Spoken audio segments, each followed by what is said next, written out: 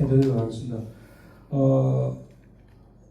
오세재 박사님은 서강대학교에서 박사학위를 받으셨고요. 제2대 경기도 청년정책위원회 위원장님을 역임하셨고 동아민주환경기념사업회 실무위원도 맡으셨고 5.18 민주화운동 진상규명조사위원회 전문위원도 역임하셨습니다. 특히 청년정책과 관련해서 김포시 청년정책기본계획 수립연구와 경기도 중장기 청년정책연구, 문화유산 청년 거버넌스 정책기본계획 연구 등 다수의 논문과 연구활동이 있었습니다. 그럼 바로 강의를 진행하도록 환영해 주십시오. 오세재 박사님을 소개하겠습니다.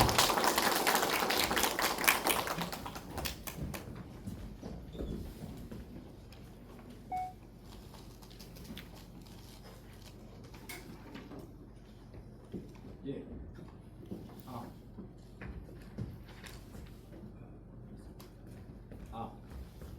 나가고 있네. 예. 방금 소개받은 오세재입니다. 반갑습니다.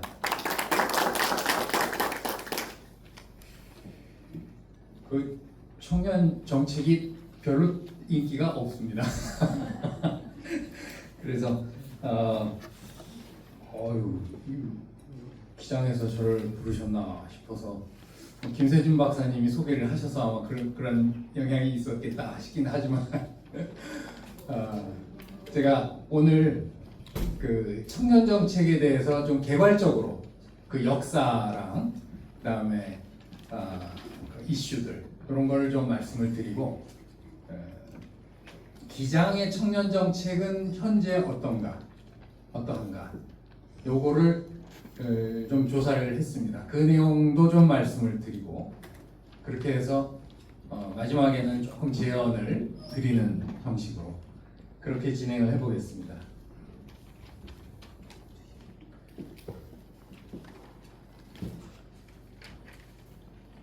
제목은 기장군 청년정책 어디로 가야 하나입니다. 방금 말씀드린 요 강연의 흐름이 이렇게 구성되어 있다 하는 말씀드리고요.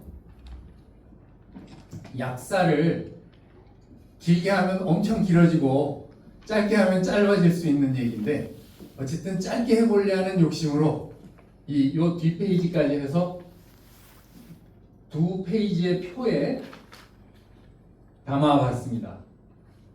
보시면 맨 위가 2011년부터 시작되죠.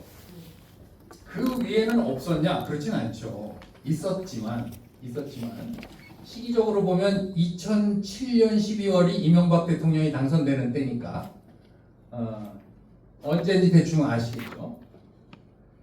즉 2011년이면 누구 때입니까? 박근혜 대통령 때죠. 그죠? 그때 이준석 씨가 비대위원으로 발탁되는 거기서부터 얘기했습니다. 즉 정책뿐만 아니라 청년 정치까지 좀 가미해서 그래야 균형 있게 흐름을 볼 수 있으니까. 그리고 참고로 저는 일평생 한 번도 어느 정당에 가입한 적이 없습니다. 그래서 저는 정당과 무관하게 모두 까기를 하는 입장이니까 전혀 거기에 개의치 마시고 누굴 까든지 편하게 들어주시면 감사하겠습니다. 정책 측면을 그 관점에서 먼저 그래서 2011년, 12년 이때부터 본격적인 한국의 청년 정책이 시작되는 때다라는 인식에서부터 풀어나가는 겁니다. 그 전에도 없진 않았지만 특히 저렇게 하면서 생략된 이명박 대통령 때는 취성패라는 잘 알려진 제도가 있었죠. 취업 성공 패키지 이렇게 불러서 유럽에서 하는 거 가져다가 한 10년간 지속돼. 한 정책이 10년씩 지속되고 이런 일이 잘 없습니다. 수명이 짧아요. 그리고 한국에서는요. 정책도 굉장히 정치적으로 영향을 받습니다. 전 정부가 하는 거면 괜찮은 것 같은데 그냥 없애버려요. 그 다음 정부가. 이게 어느 정당이나 마찬가지예요. 그래서 그 얘기를 제가 좀 드리겠습니다. 근데 그 위에는 생략하고 그리고 저 때는요, 지금 보시면 왼쪽에 있는 것 중에 밑줄을 친 게 보이시죠? 두 번째, 세 번째, 네 번째, 다섯 번째, 여섯 번째 건너뛰고 일곱, 여덟 번째 다 밑줄 쳐놨죠. 저거 뭐냐면 무슨 표시냐면 지방 정부가 추진한 청년 정책입니다. 정부가 한 게 아니고요. 지방 정부가, 지방자치단체가 한 게 저렇게 밑줄 친 건데 밑줄 친 게 거의 대부분이잖아요. 그 얘기는 뭡니까? 2010년대는 지방정부가 주도하는 청년정책 시대였다라는 얘기입니다. 지방정부, 그 중에서도 서울시 혼자는 아니지만, 네. 그리고 20년대로 넘어오면 달라집니다. 그 분기점이 되는 게 20년에 청년기본법이라는 법이 만들어집니다. 그럼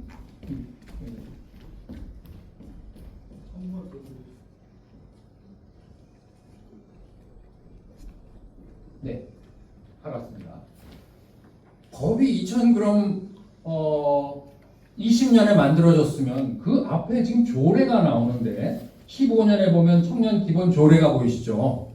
아니, 조례는 상식적으로 법이라고 하는 근거 위에서 조례가 만들어지지 않습니까? 그럼 저 얘기는 뭐죠? 법이 청년 기본법이 만들어지기 전에 조례를 만들었다는 겁니다. 그런데 모법이 아주 정통의 모법이 없으니까 불가피하게 청소년 기본법 유사하잖아요. 가깝잖아요. 그리고 연령이 겹치기도 해요. 네.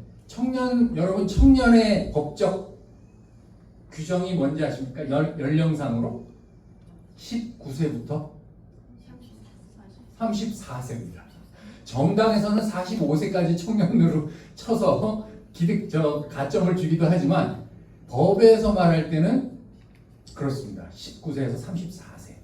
근데 청소년도 기본법이 있어요. 그건 몇 살인지 아시나요?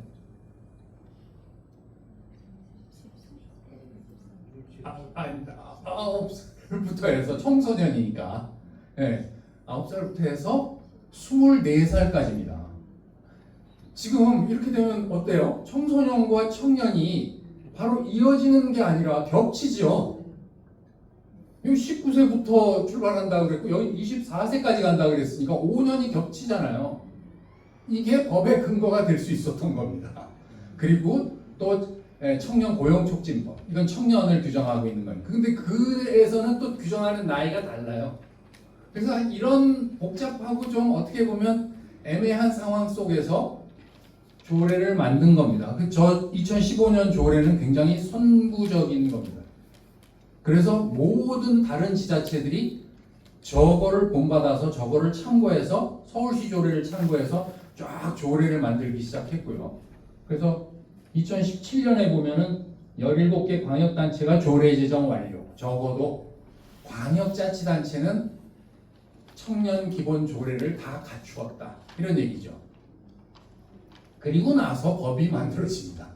기본법이. 네. 어쨌든 2010년대에는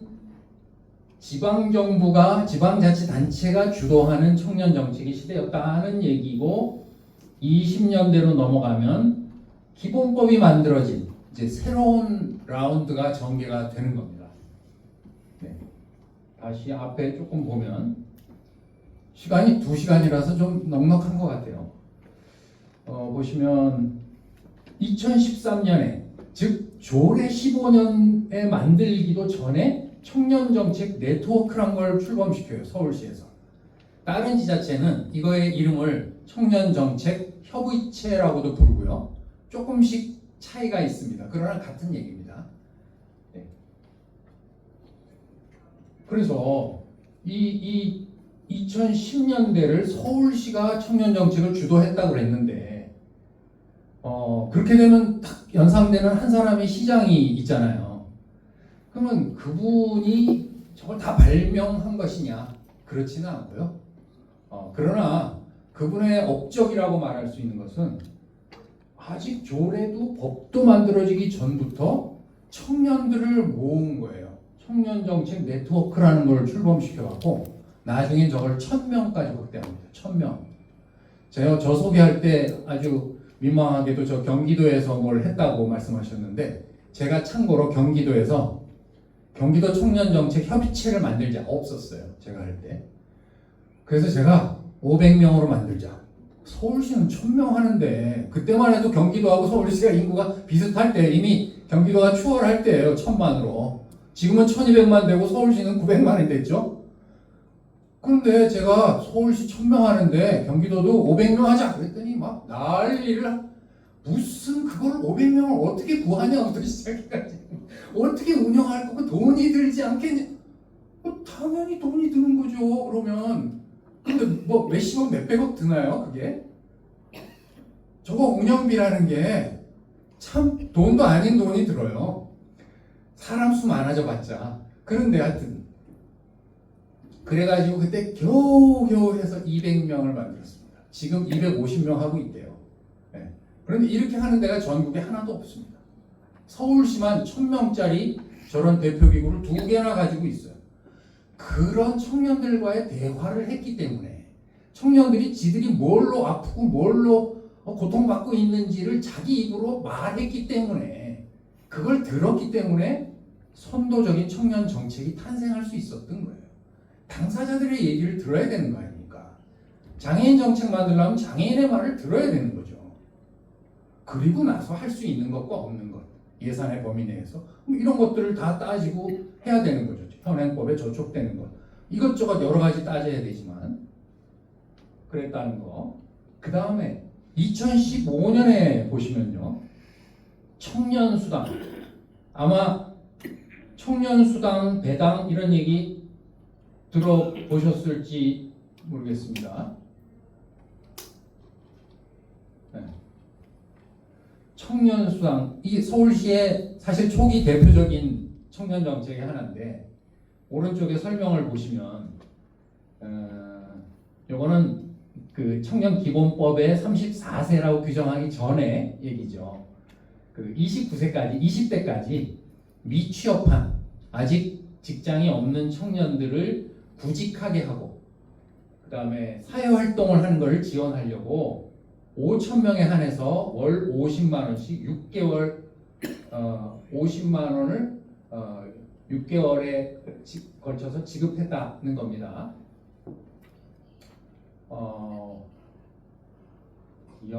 월 50만 원씩, 이게 저게 빠졌네요. 6개월에 한 번씩 해서 4회를 지급을 하죠. 그래서 200만 원까지 지급을 한 겁니다. 네. 그럼 청년들로 봤을 때는 획기적인 지원을 받는 겁니다.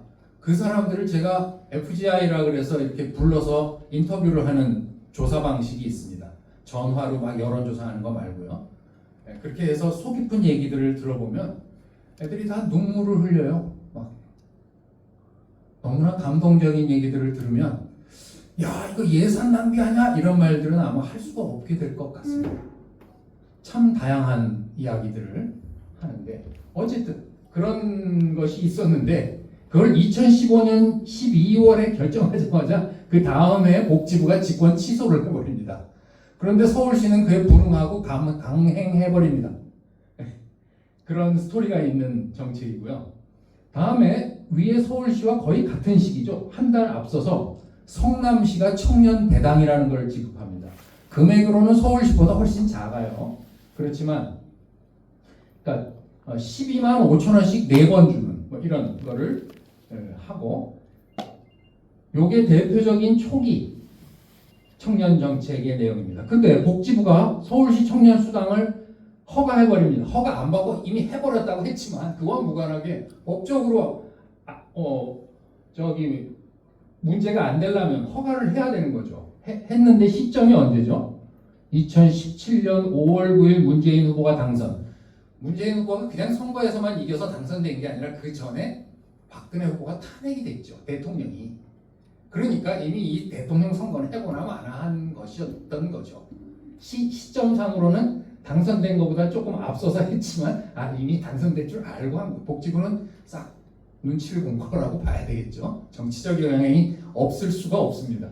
그러고 조례들을 다 만들기 시작하고, 또 2019년에 서울시에서 청년자치정부라는 개념의 기구를 탄생시킵니다. 청년청이라고 불렀어요. 그래서 초대 청장의 김영경 30대입니다. 그 다음에 1200명의 서울 청년시민위원. 그래서 청년정책 네트워크라고 하는 것도 1000명인 기구인데 서울 청년시민위원회라고 해서 또 1000명. 근데 1000명이라고 구성했지만 1000명을 넘어도 개의치 않았어요. 1200명이 된 거예요. 네. 그런 두 개의 네트워크 조직을 가지고 그 청년들의 말을 들었다는 거죠. 분과 다양하게 구성해서 그 여러 아이디어를 들은 겁니다. 그 다음에 19년도 7월에 국무조정실에서 청년정책 추진단, 뭡니까? 정부 차원에서 이제 컨트롤 타워가 생긴 겁니다. 네. 그 전에 박근혜 대통령 때도요, 청년위원회라고 있었어요. 여기 안 나오네.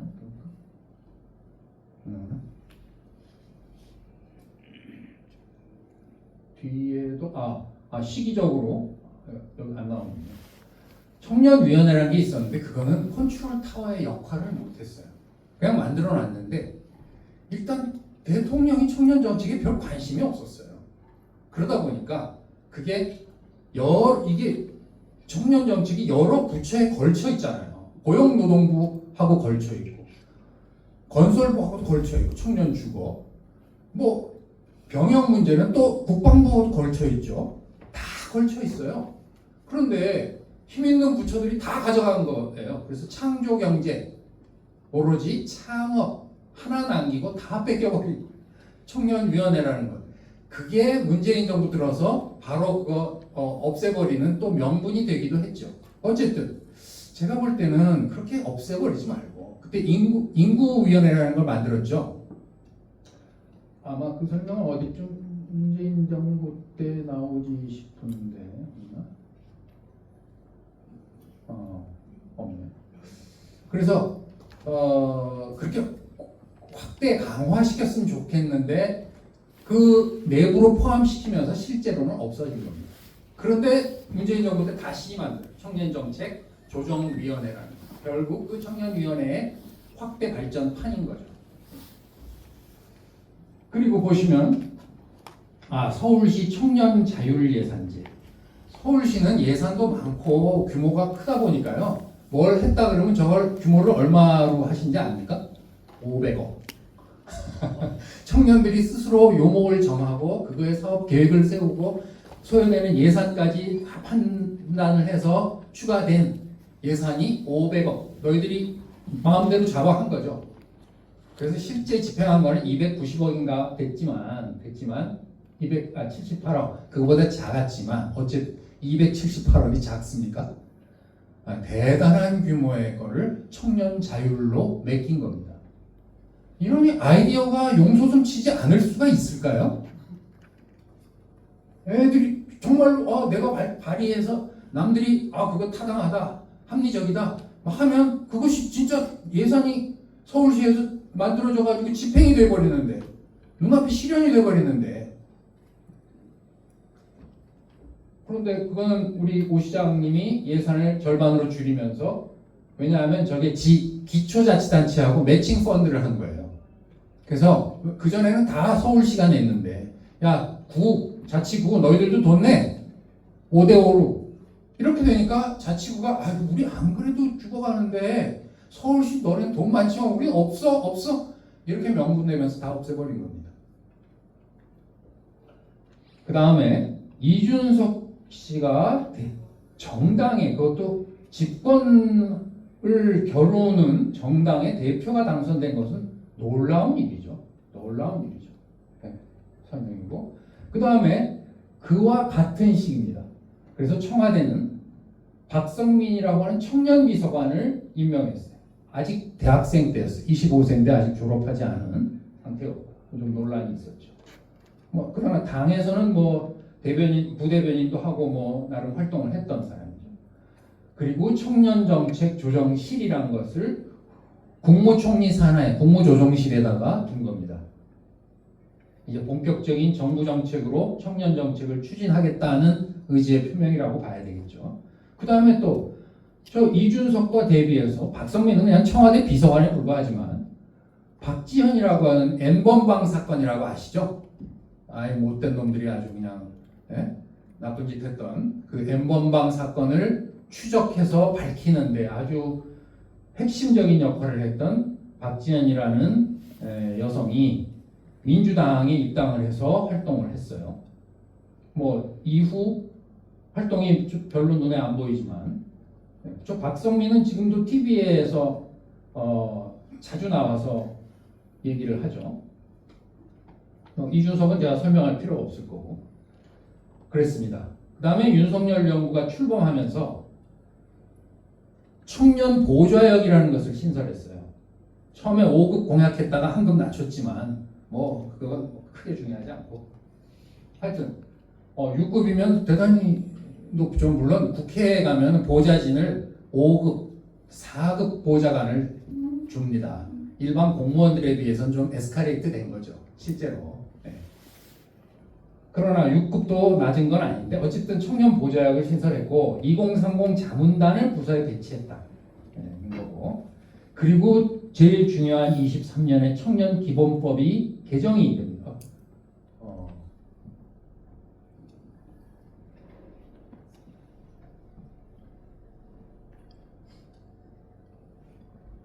청년 기본법은 2020년에 청년 기본법이 만들어졌는데 그거 빠졌습니다. 이건 개정했다는 겁니다. 그 다음에 이재명 대통령 때 들어와서 청년 담당관을 재설치합니다. 지금 있죠. 청년들로. 그 다음에 요건 최근 얘기들인데 그 대선할 때 그 모경정 의원이 민주당 청년위원회 위원장이거든요. 그래서 청년부를 만들자 이런 얘기를 했고 또 최근에는 이재명 대통령이 청년전담 연구기관을 검토해봐라 이런 얘기를 했어요. 즉 저 얘기는 청년전담 연구기관 하나 대한민국에 없다는 겁니다. 청소년 연구기관은 조기 언급한 청소년정책연구원이 있어요. 여성도 여성정책연구원이 이미 오래 잘 활동하고 있죠. 좋은 연구 결과도 만들어내고 근데 없어요. 그러다 보니까 청소년정책연구원이 내부에 청년정책분석센터라는 걸 운영합니다. 이게 약간의 코미디가 있는데 그래서 청소년정책연구원에서는 저런 개념이 있어요. 후기 청소년 들어보신 적 있나요? 여기서는 아마 못 들어보셨을 가능성이 많지만 이 전문 연구자들은 웃습니다. 저 얘기 보고 청년이라고 하면 되지 후기 청소년이 뭐냐 20대를 가리켜서 후기 청소년 이런 코미디 같은 이야기들을 하는 거죠. 왜? 자기 이 영역을 법에 24세까지라고 정해놨는데 청소년을 그러면 그 안에서 당연히 자기들이 연구하고 뭐 관할하는 게 당연하다고 생각할 거고 그런데 누가 봐도 20대를 청소년이라고 잘 안 보잖아요. 그러니까 저런 이제 일들이 나오는 거죠. 웃자고 한 얘기고요. 그래서 정리를 해보면 1기는 정부 중심의 초기 청년정책 시대가 있었습니다. 아까 얘기한 2010년 전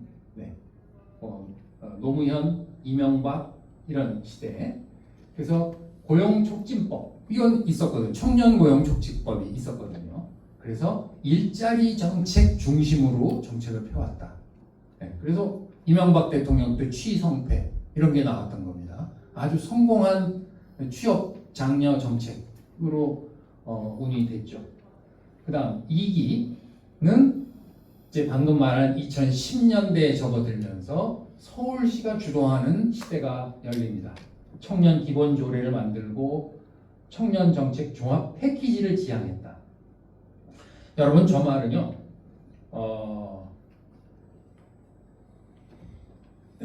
이 서울시의 정책이 유럽의 청년 정책을 참고해서 만듭니다.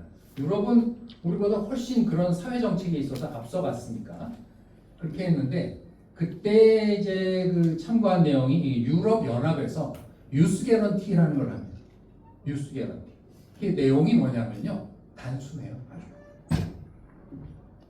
취업을 하고 있다가 직업을 잃어서 실업 상태가 됐다든가 아니면 처음 이제 취업 시장에 나왔는데 아직 취업을 못 하고 있다든가 뭐 이런 조건에 있는 청년들에게 4개월 이내에 취업을 시키든지 아니면 취업을 준비하는 교육기관에 들어가든지 하라는 것, 하도록 만들어주는 겁니다.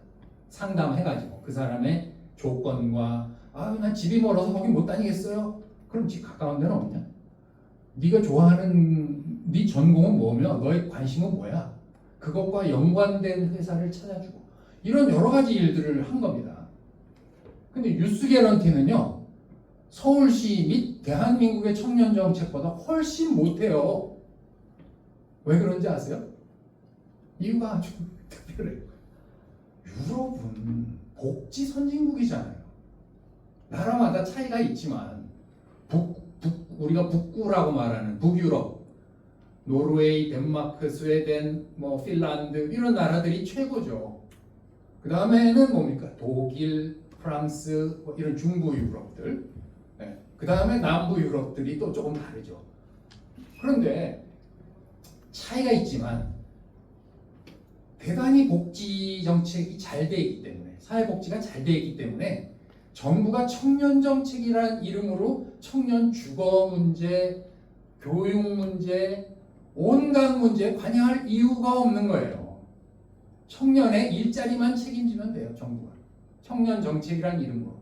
그래서 유럽의 청년 정책은 단순해요. 지금 놀아?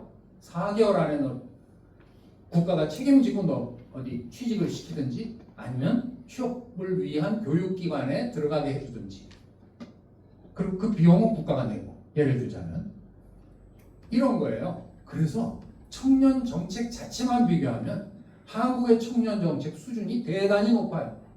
대단히 높아요. 근데 이것은 바로 이러한 사회적 차이의 반영이다, 이렇게 보시면 되는 거죠. 그 다음에 3기로서 기본법 제정 시대 2020년 이후가 되겠죠. 법이 만들어졌고요. 그리고 정부와 지방정부, 지방자치단체를 저는 정부라고 표현했습니다. 로 역할 분담을 하게 되고 이렇게 됩니다. 그래서 방금 했던 내용의 요약이기도 하고 좀 정리를 한번 해보면, 대한민국에서 청년 정책을 전개할 때 그 토대랄까, 현실이 어떤가 이 얘기입니다. 첫 번째는 정치적인 측면을 먼저 한번 얘기를 해보겠습니다. 정치적 효용감이 증대했다고 말해요. 효용감이 뭘까요? 내가 뭘 하면 의미가 있는 일이야. 주변에 영향을 끼쳐. 그러면 해야지. 이겁니다. 내가 해봐야 소용없어. 이러면 효용감이 없는 겁니다. 큰 차이가 있는 거거든요. 효용감이 있을 때 사람은 적극화되는 거고요. 효용감이 없으면 나서지 않죠. 그래서 한국은 다 아시다시피 자본주의 국가니까 무한 경쟁입니다. 대학교 가는 건 무한 경쟁이고요. 취업시장 가는 건 무한 경쟁입니다. 여러분 이제 대학교에 가고, 저야 맨날 대학에 사니까 대학에서 아이들을 보면요, 누가 대학을 낭만해 뭐라고 이런 얘기를 했던가. 대학에 이제 그런 거 없습니다. 물론 축제 같은 게 있죠, 공식 행사로. 그때는 막 꽝꽝하고 막 연예인들 불러갖고 막 난리를 치지만, 그때는 수업도 휴강 이러지요. 근데 그때만 그렇습니다. 그 하루 아니면 또 한 번 해서 이틀, 나머지는요 휴강했다 큰일 납니다. 몰라, 저희 학교만 그런가. 하여튼 애들이 문제제기예요. 왜 수업을 빼먹냐고. 상상이 가십니까? 이 자리에 계신 분들은 아마 상상이 안 갈 것 같아. 저만 해도 휴강 소리는 못 내도 너무너무 시원하고 싹 빨리 나갔죠. 이제는 절대로 그런 거 없습니다. 완전히. 그리고 옛날에 시험 보기 전에 여학생이 노트를 잘해, 야 좀 빌려줘, 그래갖고 복사하기도 잘 안 될 때 무조건 빌려갖고 막 걔 공부도 못하게. 그리고 이제 복사가 되면은 다 복사해가지고 지가 쓴 놈하고 복사한 거 본 놈하고 똑같이 공부했다고 똑같겠으니까만은 어쨌든 다 그렇게 했잖아요. 지금은 그런 거 없습니다, 여러분. 지금 무서운 시대가 온 겁니다. 칼 같아요, 칼. 그렇게 됐어요. 그다음에 대학교 오면은 뭐 서클 가지고 막 선배들 따라다니면서 신나게.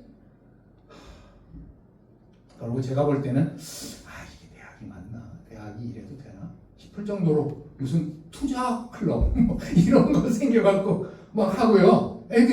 대학생들이 달라졌습니다. 정말로.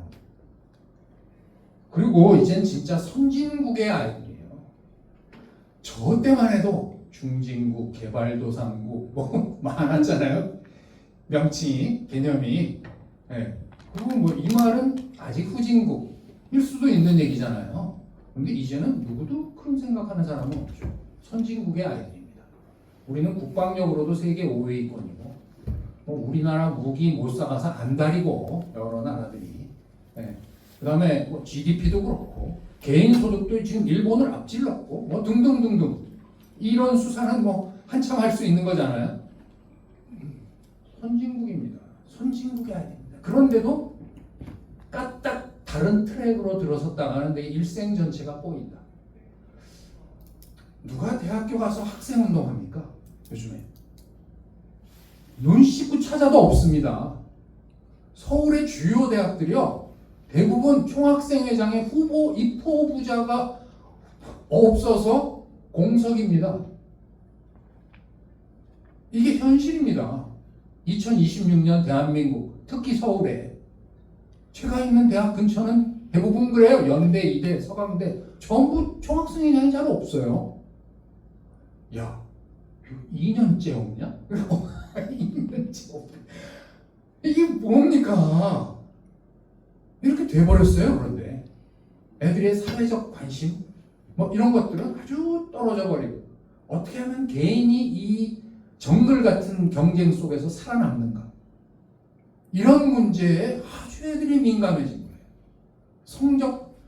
성적이 예를 들면 6번 결석을 하면 한 학기 내에서 F가 나오는 거다. 그러면 옛날에 저 같으면 2-3번 4번째쯤까지는 결석해도 뭐 신경도 안 썼을 것 같아. 그런데 그게 아니에요. 한 번 빠진 놈이 와갖고 저가 무슨 이유가 있어서 그날 빠졌는데 그것 좀 다시 해주면 안 되냐고. 아니 아직 5번이나 남아있는 놈이 왜 와서 그런 부탁을 하냐고요. 자존심 상할 텐데. 그 한부모 가정에서 자라난 애들이 뭐 때문에 선생님한테 와서 선생님 사정을 정말 이해가 안 가죠. 야, 너 이거 뭐 이렇게 앞으로 많이 빠진 일이 너 있냐? 어디 외국 나가냐? 그런 거 없대요. 그런데 그냥 빠졌으니까 좀 어떻게 이런다니까요, 애들이. 하여튼 청년들이 달라졌다. 이걸 염두에 둬야 됩니다. 그 다음에는 두 가지는 그냥 저도 정치 과정을 전공한 정치학 연구자니까 우리나라 대선, 총선, 지방선거, 그 다음에 재보궐선거 4개 급의 선거가요 투표율에 있어서 크게 달라집니다. 민심에 따라서 정세에 따라서 어느 정당이 다수가 되고 소수가 되고 하는 거는 계속 부침을 하는 거죠. 그러나 그와 무관하게 재보궐선거를 했다. 물론 이런 다른 급의 선거와 같이 하는 것 때문에 조금 영향을 받을 수 있지만 혼자 했을 때 옛날에는 다 혼자 했죠. 재보궐선거도 그냥 몇 개 묶어갖고 3개, 5개 묶어갖고 그럴 때 투표율은 30%가 평균인 겁니다. 플러스 마이너스 알파. 지방선거 50% 플러스 마이너스 알파. 총선 60% 플러스 마이너스 알파. 대선 70% 플러스 마이너스 알파. 노무현 대통령 당선됐을 때가 딱 70.1%였던 겁니다. 그리고 조금씩 늘고 줄고 이렇게 하는데 투표율은 경향적 저하의 법칙을 갖고 있어요. 재헌의회 할 때는요 다 90%가 다 넘었어요. 재헌의회 할 때는 대통령 선거 없었죠. 간접선거였죠. 국회의원들이 대통령 뽑았잖아요. 그 뒤에 이렇게 쭉 보면요 계속 떨어지는 겁니다. 그 최하점이 바로 저겁니다. 이명박 대통령이 당선된 그 선거가 투표율 64%로 대한민국 대통령 선거 최저 투표율을 기록한 겁니다. 득표율은 정동영 후보에 아주 압도적으로 이겼죠. 그러나 이 얘기는 뭐예요?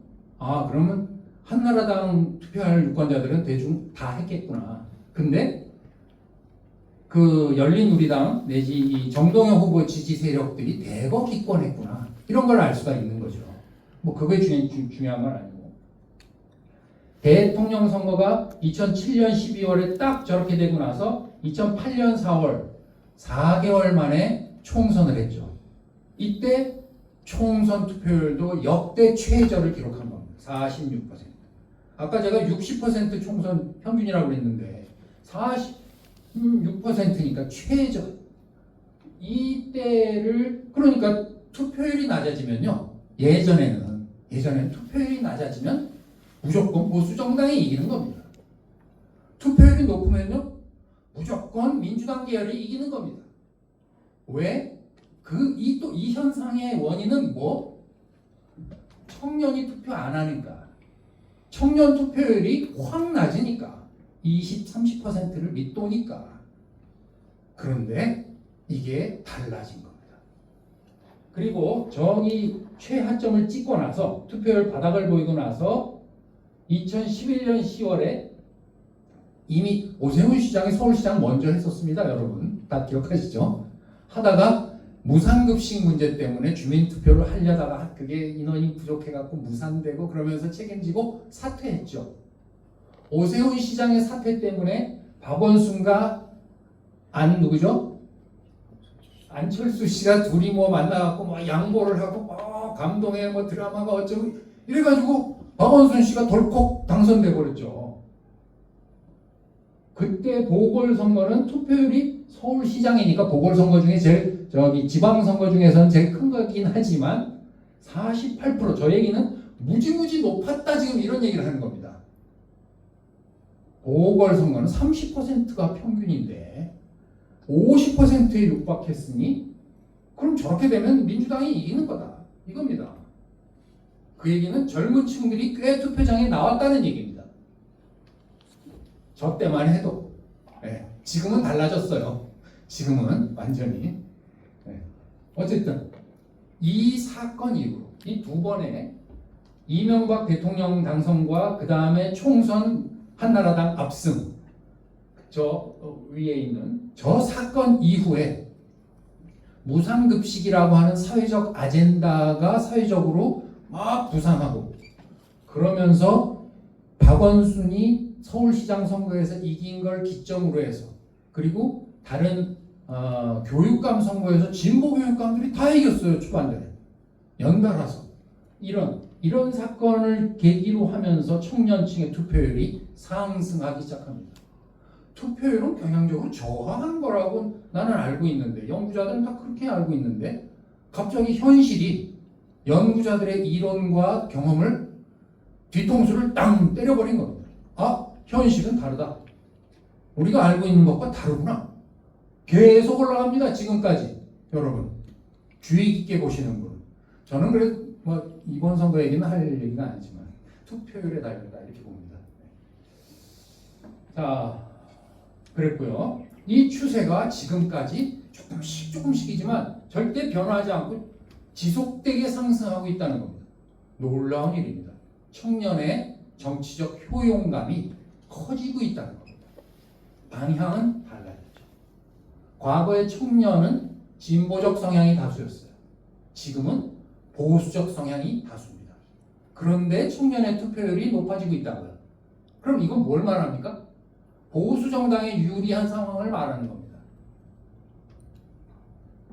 그 정도까지 하고 넘어가겠습니다. 그 다음 두 번째. 아까 줄곧 서울시가 주도하는 청년 정책의 시대가 한 10년 지속됐다고 얘기했는데 그리고 그 얘기 10년 지속되고 꺾였어요. 지금까지 계속되는 게 아니고 5년이나 6년이나 더 지났는데 계속되는 게 아닙니다. 꺾였어요. 왜? 그 상징의 인물이 불미스러운 일로 날아갔죠. 없어졌죠. 새로운 시장, 오세훈 시장이 되면서 서울시 청년 정책도 변화한 겁니다. 꺾인 겁니다. 내용은 조금 이따 더 얘기하겠습니다. 자, 봅시다. 2013년에 시민 참여기구 1000명이나 되게 구성하면서 경기도에서 200명 구성하기도 그렇게 어려웠는데 처음부터 1000명, 마치 미 군정 들어와서 선거하면서 여성도 당연히 보통 선거권 하는 것과 똑같은 겁니다. 네. 그렇게 해서 청년 수당, 청년 마음건강 지원, 고립 은둔 청년 지원. 요즘 외톨이들이 너무 많아요. 100만에 육박한다는 겁니다. 이 고립 은둔 청년들은요, 취업을 아예 시도를 안 해요. 취업을 시도해야 너 취업 시험 보러 갈 때 거기에 드는 비용 그거 지방자치단체가 내줄게. 10만 원 줄게. 그거 받아가 신청해서 이런 정책의 의미가 있는 거 아닙니까? 아예 안 가. 지방 안에 들어앉아서 나오지도 않아. 엄마가 밥 해놓고 나간 거 있다 그러면 그거 자기가 찾아서 먹고 또 자기 방에 들어가. 또 안 나와. 하루 종일. 저녁에 가족들이 들어와. 안 봐. 가족들하고도 교통을 안 해. 이런 청년이 통계에 따라 다른데 75만이라는 주장도 있고 아니다 100만 육박한다는 주장도 있고 그렇습니다. 뭐 히키코모리 일본의 뭐 그런 사회 현상 이런 얘기는 벌써 많이 했었잖아요. 한국이 그에 못지않게 돼버린 겁니다. 이런 안 좋은 거는 따라가면 안 되는데 사회가 비슷하잖아요. 일본과 우리가 보시죠. 네. 그 청년 자율제 예산제 종료되고 말았다는 거. 그래서 하여튼 이거는 그 서울시 청년 네트워크, 서울시 청년 정책이 그만큼 큰 영향을 끼쳤다 하는 거고. 네 번째는 오히려 좀 네 번째, 세 번째군요. 세 번째. 양질 일자리가 부족하고. 전부 서울로 몰리고 있으니까 청년들은 지역에서는 자꾸 서울로 가고 또 아니면 인근 지역 대도시로 가고 대도시 안에서도 특정 구로 몰리고 이런 것들이 자꾸 일어나는 거죠. 사실 근데 이건 구조적인 문제이기 때문에 그렇게 간단한 해결책도 말할 수가 없어요. 기장군에도 그런 문제들이 있다. 근데 기장군이 결국은 산업정책 인구정책 이런 거시적인 정책 차원에서 대응해야 될 문제이겠으나 그러나 청년정책도 같이 고민해야 된다는 얘기고요. 좀 정리해서 2010년대에 청년정책이 왜 폭발했는지 보시면 지방 소멸 위기에 지역 대학들이 막 망해갑니다. 여러분 지금도요 서해안권에 있는 대학들 있죠. 충청도는 서울권에 가깝다 그래도 그래서 그나마 장점이 있는데 호남 지역에 있는 대학들은요 거의 대부분 중국 유학생들로 유지합니다. 중국 유학생들이 만약에 무슨 지난번 사드 배치 문제라든가 이런 걸로 한번 아주 세게 크게 와장창 부딪혀서 외교적인 마찰이 있고 문을 닫는 일이 일어나면요 그냥 줄초상 나는 겁니다. 그냥 서쪽 벨트는 다 물론 동쪽이라고 중국 유학생이 없냐 그렇진 않지만 모 대학들은 중국 유학생이 2,000명, 3,000명씩 됩니다. 한 해에 받아들이는 애들이. 그러면 이게 4년 쌓이면 한 학교에 10,000명 가까이 있다는 얘기예요. 중국 학생들이. 한국 학생하고 누가 많은지 모르겠어요. 대학 근데 꼭 이건 한 현상에 불과하지만 대학들이 쇠퇴하고 있다. 왜? 학생들이 부족해지니까 그런 거고요. 그 다음에 인구가 유출되고 지역 생존의 위기의식이 팽배한 상황이다. 두 번째 옛날엔 비정규직 얘기만 했는데 이제 플랫폼 노동이 엄청나게 증가했죠.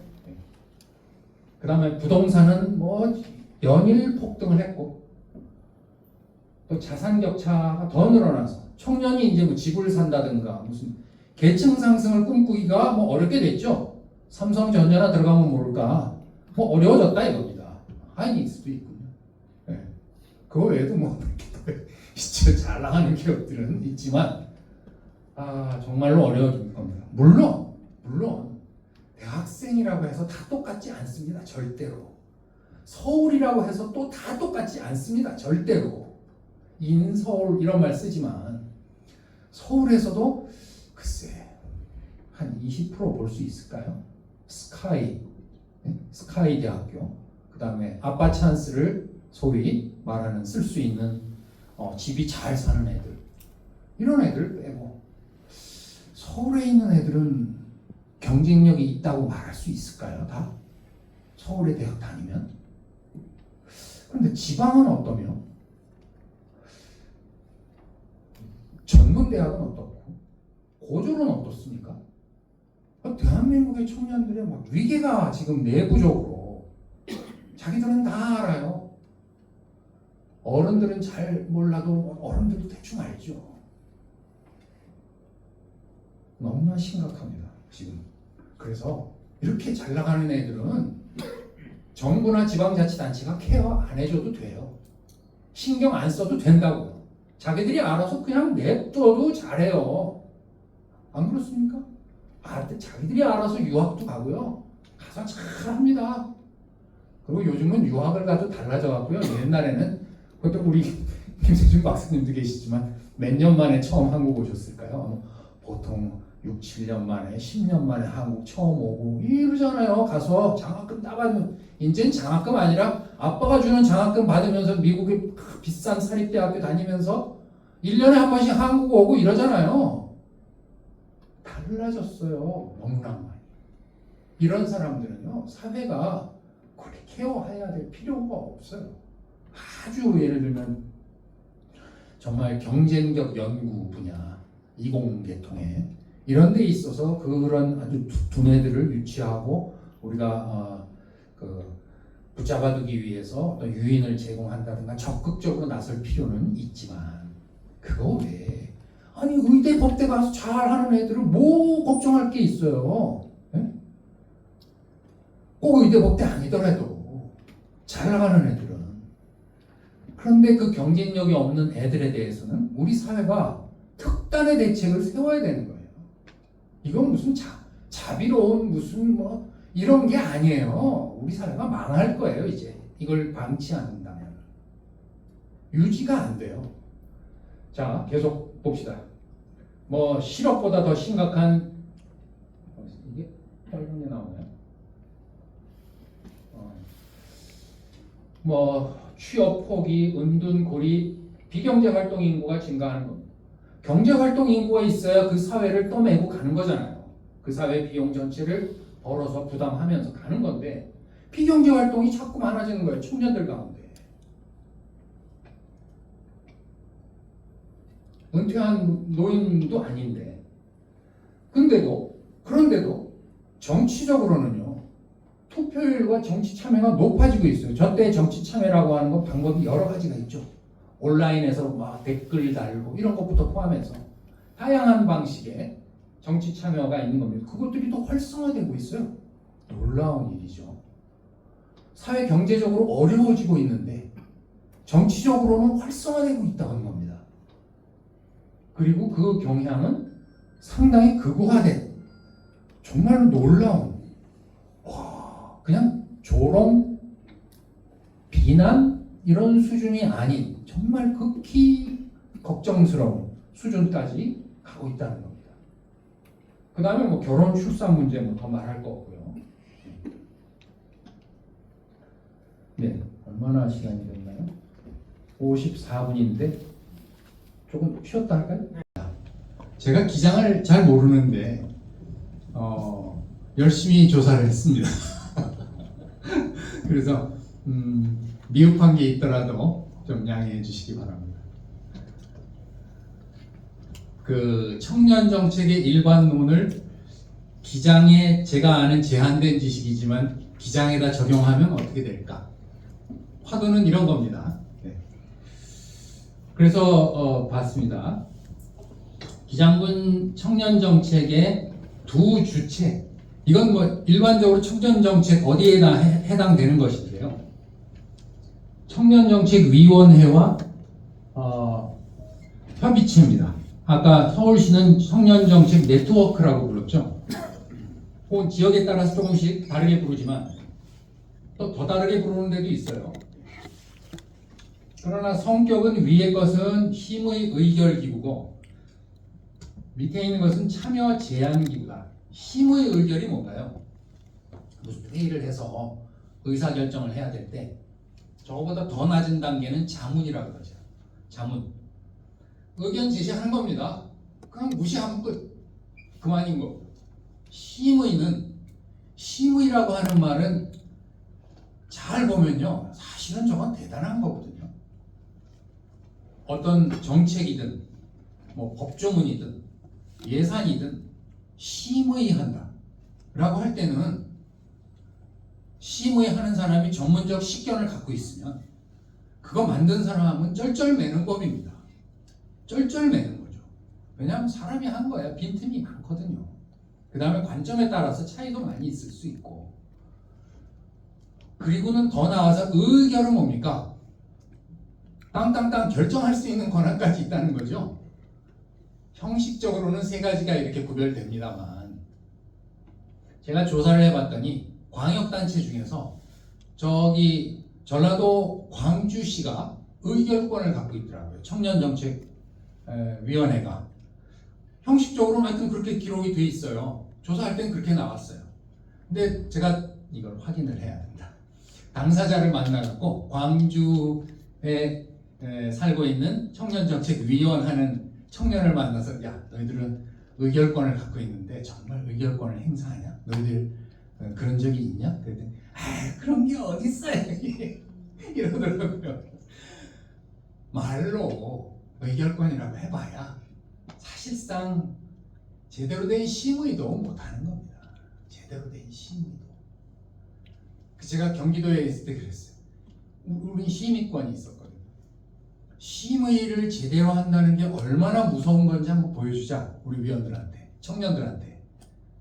청년들도 있고 그 중에는 공무원분들도 있고 또 위에서 추천받은 어떤 다른 뭐 사회기관의 장이랄까 다른 분들도 있잖아요. 섞여 있는데 물론 저는 이건 항상 청년이 과반수를 점해야 된다 그러고 주장하지만 어쨌든 심의하기도 참 어렵습니다. 주로 공무원분들이 이렇게 딱딱딱 다 준비해 주시죠. 아주 친절하게 다 준비해 주시면 그거를 쭉 읽어보고 뭐 몇 마디 질문하고 질문이 해소가 되면 뭐 결정을 하죠. 결정을 합니다. 대부분 큰 변화 없이. 이게 현실입니다. 뭐 지금도 마찬가지일 거라고 봅니다. 그래서 저게 실질화되는 게 굉장히 중요합니다. 심의. 그래서 되려면요 어떻게 해야 될까요? 심의권이라는 게 이런 거로구나 하는 걸 알아야지 해요. 청년들이. 그런데 그런 거를 오리엔테이션도 안 해요. 위원이 되고 뭐 위원도 대부분 다 막 임명을 해요. 선출하는 것도 아니고 이거 어떤 방식으로든 왔으면 오리엔테이션을 해서 너희들에게는 이런 권리가 있고 이런 의무가 있고 이것만 교육을 제대로 해도 달라질 거예요. 이건 큰 교훈이 되는 경험이 될 거예요. 그런데 그렇게 안 한다고요. 오리엔테이션도 안 해요. 심지어 요식행인 거죠. 요식행인 거예요. 대부분의 행정 절차가 저는 이렇다고 봅니다. 물론 제가 경험하지 않은 부분에 대해서는 자신 있게 말할 수 없지만 청년 정책에 대해서 그래서 최상위 심의 기구라고 제가 쓰면서 좀 낯간지럽다 이런 생각이 들었습니다. 그 기장군 조례에 보면 저렇게 규정이 돼 있어요. 저런 워딩을 쓰고 있어요. 사용하고 있어요.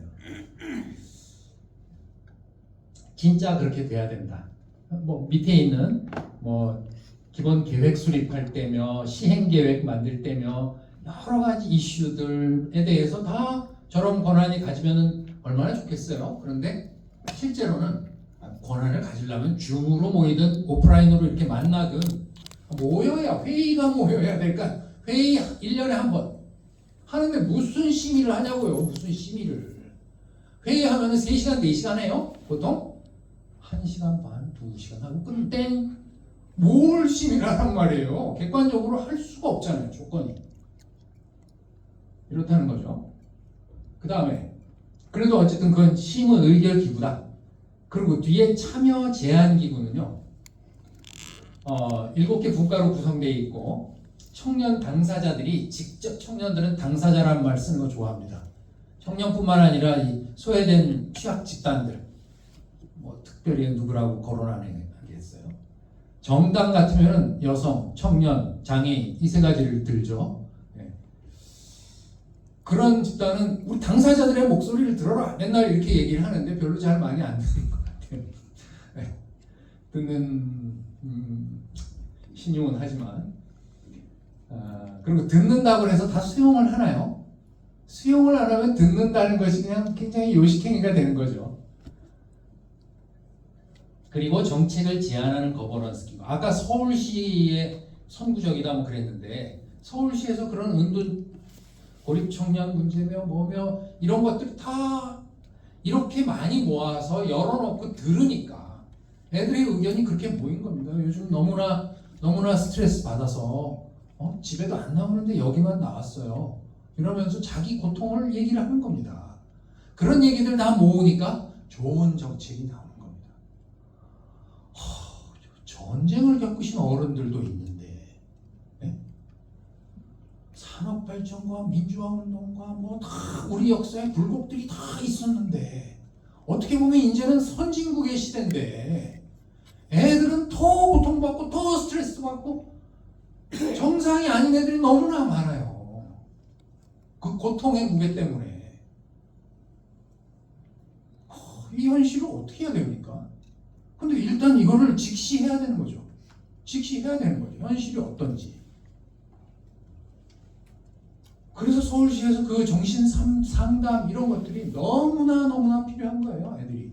그래서 한번 기본 상담 한 다음에 이 사람은 더 필요하겠다. 그럼 7, 8회 딱 전문가 과정 그거를 딱 지정을 해서 언제 볼래 약속해갖고 정신심리 상담하는 분들하고 만나는 걸 해서 하면 그 나중에 그 평가한다는 걸 보면은 죽으려고 했는데 마음을 고쳐먹었다 부터 시작해서 눈물 없이 볼 수 없는 얘기들이 많습니다.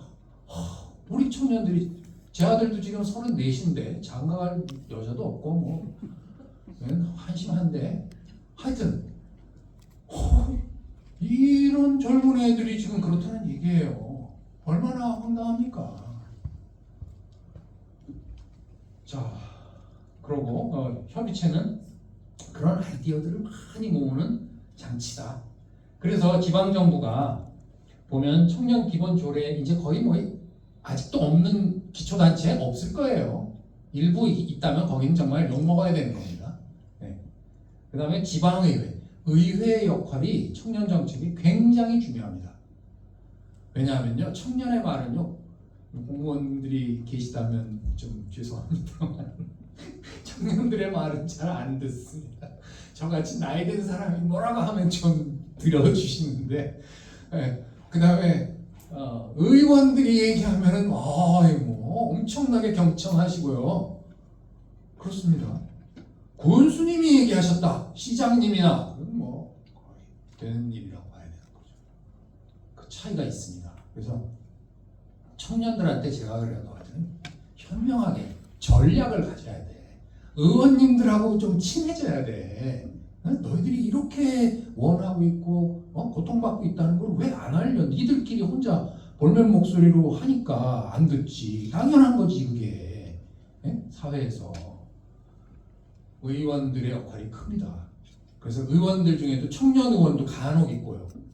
청년 의원은 아니어도 청년들에게 이렇게 열려있는 의원들이 계시잖아요.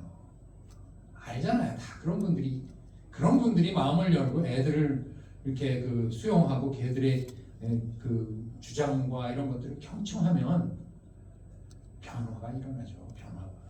의원이요 하려고 하면 정말로 결심을 하고 하려고 하면요 4년 임기 동안 저는 중요한 일을 한다고 봅니다.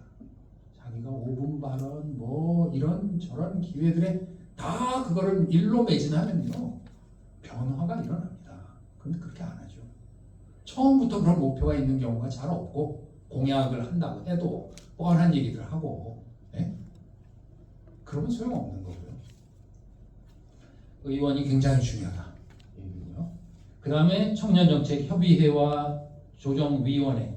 예전에는 제가 할 때는 조정이 없었어요. 그 뒤에 바꾸면서 개정하면서 조정자가 다 들어가죠. 정부부터 지방정부까지. 청년정책조정위원회.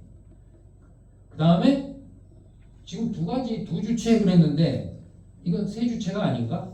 청년센터. 왜 얘기를 안 하냐? 청년센터는 성격이 조금 다른 게 이렇게 협의회에서 발안해서 낸 아이디어들을 모아서 청년정책조정위원회가 막 주장하고 교섭하고 설득하고 해서 결정을 하면 그걸 의회가 다시 결정을 하죠. 예산이 수반될 때는. 의회가 그거 역할을 안 하면 청년이 결정하면 돈이 한 푼도 없어요. 그냥 입으로 할 수 있는 걸 할 수 있는데 예산이 들어가는 건 아무것도 못하는 거죠. 그래서 의원님들이 중요하다. 더더군다나 그렇게 된 거를 일반 청년들에게 전파하고 일반 청년들을 그 프로그램에 불러들여서 그게 뭐 교육 프로그램이든 뭐 어떤 것이든 와서 즐기게 하고 향유하게 하고 배우게 하고 하는 센터가 일선 창구가 바로 청년센터입니다. 이것도 이름이 다양한 청년 지원센터 뭐 다양합니다. 똑같은 겁니다. 그래서 이 3자가 박자를 맞춰야 된다. 네. 근데 잘 안 맞춰요. 보통 보면 다 따로 놀고 청년센터 그리고 청년센터가 한 개만 있는 경우를 생각하는 경우가 있는데 그렇지 않다는 거예요. 이따 그건 조금 자세히 나올 겁니다. 자, 그래서 이제부터는 한 덩어리씩 청년 정책의 아주 중요한 개념들 가지고 좀 풀어보려고 합니다. 정책을 풀어나가는 계획이 있는 거죠. 기본 계획이 있어요. 이걸 정부가 이제 청년정책조정위원회도 만들고 이렇게 됐으니까 국무조정실에서 하는데 행정이잖아요. 허투루 하지 않죠. 그래서 정부가 먼저 기본 계획을 세워. 시행 계획도 세워. 그리고 그에 발맞춰서 지방자치단체들 너희들도 다 기본 계획을 세워. 실행 계획도 세워. 보고해. 그리고 평가도 해. 이런 의무를 준 겁니다. 행정이 그렇게 하면 일관되게 하는 거죠. 안 하는 데 없죠. 안 하면 거기는 닥달을 당하겠죠. 네. 뭔가 피해를 입겠죠. 그래서 1차 기본계획이 보통 올해까지 있고 그 다음에 올해 2차 계획을 만들어서 또 앞으로 5년간을 지속하는 겁니다. 그래서 지금 올해가 굉장히 중요해요. 올해 아마 2차 계획을 이미 만들었을 수도 있고요. 기장에 제가 정확하게 확인 못하지만 지금 만드는 과정일 가능성도 있고요. 아직 준비하고 있을 수도 있습니다. 뒤로 갈수록 더 뭐가 기회가 많아지는 거죠. 청년들에게 좀 제대로 해야 되는 거죠. 그리고 그거는 만약 그랬다고 하면 새로 당선되는 군수와 이 군의원과 이런 분들의 역할이 넓어지는 거죠. 할 일이 많아지는 거죠. 할 수 있는 여지가. 그래서 1차 때는 환경 조성에 주력했다. 일자리, 자격증, 면접 수당, 임차료 지원, 주거와 복지, 그리고 주로 복지로 많이 이해를 했어요. 여러분 청소년은 복지의 대상일 수 있지만 청년이 어떻게 복지나 시혜의 대상이 되나요? 복지 정책은 온 국민 다 대상으로 하기는 하지만 기본 개념을 그렇게 보아서는 안 된다. 같이 참여하는 시민으로서, 주체로서, 파트너로서 이렇게 인식할 필요가 있다. 청소년하고는 다르다. 그 다음에 참여, 협의체를 통한 정책 발굴, 의견 수렴, 창구 활성화, 센터를 통한 또 다양한 접촉, 교육 프로그램을 했다. 그럼 교육 프로그램에 대한 평가가 있겠죠. 그런 내용들까지 다 반영해서 그 다음 교육 계획을 또 잡겠죠. 네. 그랬다. 2차 계획은 초기의 환경 조성보다는 보편적인 지원, 실질적 참여를 좀 더 확대하겠다는 이런데 강조를 하고 있다. 그래서 혜택을 못 받는 일반 청년들을 좀 가능하면 그 범위를 넓혀서 포괄해서 지원 기준을 완화해서 이렇게 하자. 그다음에 혜택들은 좀 더 강화하자. 그래서 뭐 좀 대표적인 게 비수도권 중소기업 청년 근속 인센티브. 이거는 꽤 규모가 크죠. 네, 이런 것들을 포함해서 한꺼번에 주는 건 아닙니다. 쭉 계속 근속할 때 이렇게 계속 주는 거죠. 그 다음에 문화, 금융 이런 거. 사실은 보면요. 예를 들면 금융교육 같은 거 제대로 하는 기관이 어디 있나요? 고등학교를 졸업했든 대학교를 졸업했든 대학교 졸업해서 금융을 제대로 아는 애들이 있나요? 경제경영학과 뭐 이 정도를 빼면 몰라요. 주식 투자가 뭐고 부동산이 어떤 거며 이런 거 알아야 되잖아요. 시민의 상식이잖아요. 근데 그런 거 잘 몰라요. 그리고 아주 소수, 극소수 거기에 관심 있는 애들만 깊이 들어와서 뭐 기업 분석을 하네 뭐네 이러고 있고 대부분은 잘 몰라요. 근데 이거는 민주 시민으로서 금융교육 나는 반드시 해야 된다고 봅니다. 이런 거. 네. 네. 그런 기본 계획이라는 게 있다. 지금 할 때다. 다음에 기본 조례. 이건 이미 제일 앞에 말하는 기본 법이 20년에 만들어졌고 그 법에 입각해서 지방자치단체들은 다 만들게 했는데 기장군은요 되게 빨리 만들었어요. 몇 달도 지나지 않아서 11월 27일 날 군수가 만들자고 제안해가지고 금방 만든 거예요. 만드는 건 좀 미안한 얘기지만 어렵지가 않아요. 일반적인 틀이 있잖아요. 다른 데 만들어 놓은 거. 광역 틀이 있고 기초 틀이 있고 그 다음에 기초 중에서도 농촌형, 도시형 몇 가지 유형이 있잖아요. 그래서 자기한테 맞는 거를 갖다 놓고 좀 이렇게 변형하죠. 자기 특수성을 반영해서. 근데 좀 좋은 걸 많이 반영하고 이러면 좋을 것 같은데 하여튼 다 다릅니다. 그 다음에 여기 청년 연령을 개정한 거 이걸 갖고 부산시에서는 기장군의 청년 정책 쫙 딱 평가를 하는데 구군에 대해서 다 평가하는데 기장이 3등상까지는 못 받았지만 그 다음에 우수로 분류했는데 그 중에 한 이유가 이거 조례 개정한 거를 들어요. 그래서 이게 이제 농촌 지역, 농어촌 지역을 포함하는 특수성을 반영한 거다.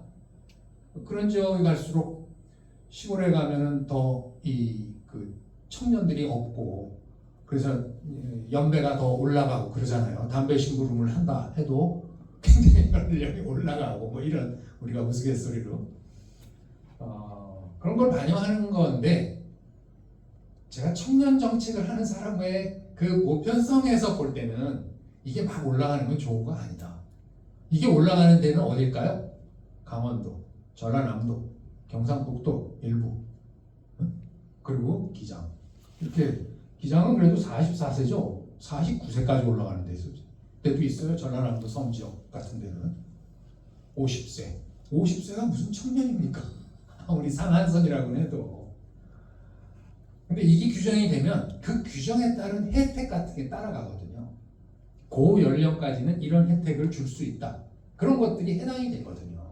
그래서 자꾸 저렇게 한 건데 그거는 그러다 보면 청년이 받는 혜택과 이런 게 희석되는 면도 있죠. 범위가 넓어지는 대신에 양측면이 있어서 조화롭게 해야 된다. 그 다음 그 기본 조례에 따라서 모든 예산을 배정할 근거 이런 게 확보되는 거죠. 공무원들이 관료들이 뭔가 일을 하려면 그런 규정이 있어야 됩니다. 그래야 나중에 감사할 때 지적을 받아도 여기 이런 규정이 있어서 나는 한 거다 라고 아주 공공연하게 항변할 수가 있는 거죠. 그리고 그런 건 통하죠. 근거가 있을 때. 없을 때와 달라요. 넌 왜 근거도 없는 짓을 했어? 이렇게 되면 참 난감한 겁니다. 공무원은. 네. 그럼 안 하죠. 네. 밑에 있는 거는 기본 조례가 아닌 다른 청년 관련 조례들이 기장군에 이렇게 많다. 6개나 제가 조사한 것만. 그리고 여기 보면 맨 위에 있는 일자리 창출 촉진 조례는요, 부산시에서 구 군 중에 최초로 했어요. 그거는 명예로운 이 형용사 하나 이렇게 딱 수식어가 붙는 거잖아요.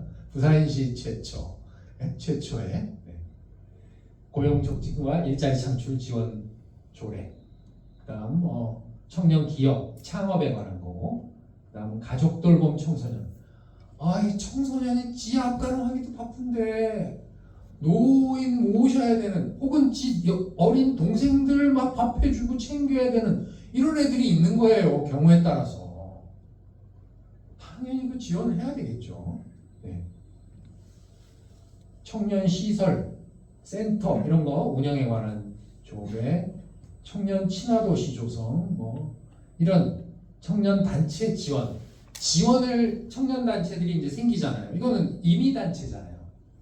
그냥 친구들 몇 명이 모여서 만들 수 있는 단체잖아요. 그리고 임의 단체에 이렇게 등록하면 등록이 되잖아요. 그리고 그렇게 등록이 공식적으로 되면 너희들 집이 어디고 다 파악이 되고 다 되면 거기에 따라 경우에 따라 지원을 할 수가 있잖아요. 이런 것들도 아무 근거 없이 자기 사촌 동생한테 지원을 해줬다 이러면 문제가 되잖아요. 그런데 이런 법적 근거에 입각해서, 조례에 입각해서 얘네들이 이런 활동을 하니까 군에서 지원을 했다라는 게 명분이 서는 거죠. 단체 지원. 다음에 청년정책 예산, 아주 이거 민감한 문제인데요. 한번 보시죠. 26년 올해 예산, 본 예산, 기장군 예산이 8천억이더라고요. 그 중에서 어떻게 돈을 쓰나 봤더니 아주 세목은 안 나오고 총액만 7억 7천이다. 그래서 제가 이렇게 계산기를 두드려 갖고 그게 전체 예산의 몇 퍼센트인가 봤더니 0.09%예요. 0.01%면 1000분의 1이잖아요. 이거는 그거보다 작은 거죠. 0.09니까 1000분의 1도 안 된다. 이렇게 표현해도 과하지 않은 겁니다. 그게 청년센터에 있는 거 운영비라는 건 거기 실무자들 소나면 있을 거잖아요. 그 사람들 월급 주고 최저생계일보다 조금 더 주겠죠. 그 다음에 거기에 프로그램 운영비가 있을 거 아니에요. 강사 부르면 강사비, 다과비, 기타 등등 그런 거 다 해갖고 7억 7천입니다. 제가 비교하시라고 밑에다 써놨어요. 맨 밑에 한번 볼까요? 관악구 청년 예산 251억.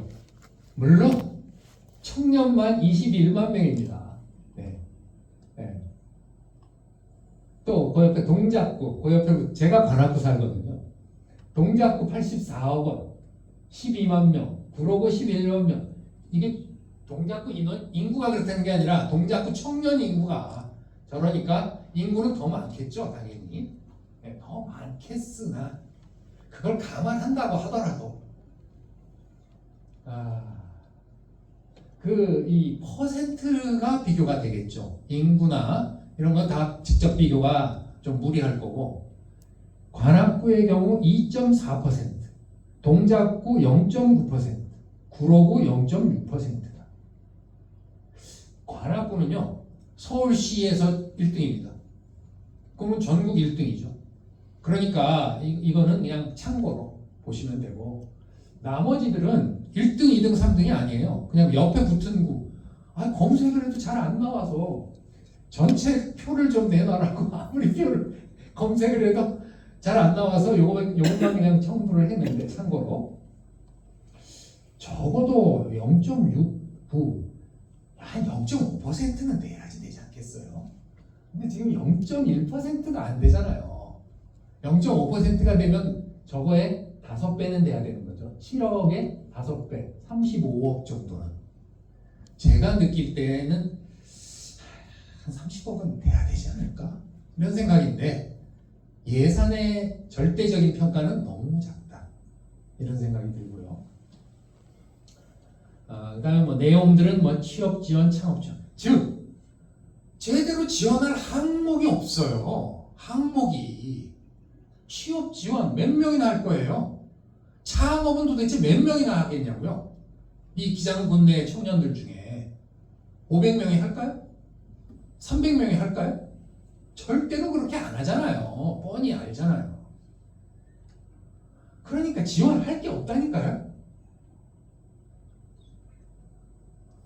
관악구는 제가 뒤져봤어요. 거기도 자세히 안 나오는데 관악구에 제일 큰 게 뭐더라? 월세 지원 같은 게 있어요. 관악구는 청년들이 막 모여드는 데예요. 거기 서울대가 있고 그래서 그런지 거기 서울대 옆에도 또 고시촌이 있었죠. 지금은 막 완전히 이제 막 다 로스쿨로 체제로 바뀌고 막 이러면서 그 다 무너져 갖고 이제 일반으로 전형 바꾸고 이러고 있지만 월 20만 원이 최대예요. 월 20만 원. 그렇게 해서 나 이게 도대체 그 1년 주면 얼마죠? 240 주는 거예요. 240 줘갖고요. 이걸 내가 꼼꼼히 봤더니 50명 줬대. 50명. 지금 장난하는 것도 아니고 1억 2,500 썼다는 거예요. 참, 그거를 막 탁 앞에다 내놓은 거예요. 관악구가. 그러니까 이게 뭘 말하겠어요? 속 보인다 시기도 하지만 별것도 아닌데 창의적으로 뭔가를 하려고 아이디어를 짜내서 하면 그리고 그거 딱 했는데 호응이 좋아? 그럼 50명에서 80명, 100명 늘리는 게 어렵겠어요? 1억 썼는데 겨우? 그 다음에 2억 5천 쓰는 게 어려웠겠어요? 200명? 100명? 늘려갈 수 있다는 거죠. 반향을 보입니다. 그러나 100% 늘렸다? 이건 대단한 거잖아요. 성공했다는 얘기잖아요. 이 정책을 하니까 열화와 같은 호응을 하더라. 이런 증거잖아요. 왜 그런 걸 못해요? 그런 걸 해야 된다는 거죠. 자, 보십시다. 위에는 뭐 그런 내용들이 있고 없는 게 아니죠. 네, 저기 창업 지원 200만 원. 창업은 또 월세 같이 소모적인 것과는 성격이 좀 다르죠. 사업이니까, 비즈니스니까. 그 다음에 정관 에듀파크, 뭐 일반 교육 행복타운 이런 것들이 있는데 그건 별도 예산을 하기 때문에 요 7억 7천에는 포함 안 됐다. 이런 얘기죠. 저것까지 다 청년을 따지면 좀 더 늘어난다. 이런 얘기이기도 한 거죠. 그 다음 부산 시내에서 기장군의 위치를 한번 평가해 보면 인구는 17만으로 한 중간 좀 밑에 평균보다. 그 다음에 청년은 21%로 조금 낮고 뭐 그 정도다. 그런데 정책 평가에서 비교적 좋은 평가를 받았다. 그런데 좋은 평가의 이유가 청년 연령 상향 조례 개정을 맨 앞에 들고 있다는 거예요. 이게 합리적 평가인가? 전 조금 의심스러워요. 아니 예산의 뭐 절대액은 그렇다 치더라도 예산 사용의 어떤 내용에 대한 평가 중에 이렇게 정말 잘했다라는 이런 칭찬이 있어야 되는데 너무 단순한 평가라서 그런지 제가 찾지를 못했어요. 그 다음 예산 규모 얘기는 이미 했는데 예산도 뭐 8천억대면 적다고 할 수 없고 재정 자립도도 높은데 부산에서 너무 작다 이런 생각이고요. 네, 다음 나머지 거는 서울 거는 참고로 보시면 되겠습니다. 다음 청년 정책이 어떻게 전달되어 나가는가? 먼저 저는 최고 의사 결정권자가 얼마나 중요한가를 다시 한번 강조하고 싶어요. 시장이든 군수든 시장이 마인드가 있으면 그거 됩니다. 대부분 아니면 안 됩니다. 시장이 별로 없는데 의원 한 명이 막 열화와 같이 막 거기 꼽혀가지고 막 계속 일관되게 밀어붙인다. 그러면 그 조금 가능성이 있을 수도 있어요. 뭐 등등.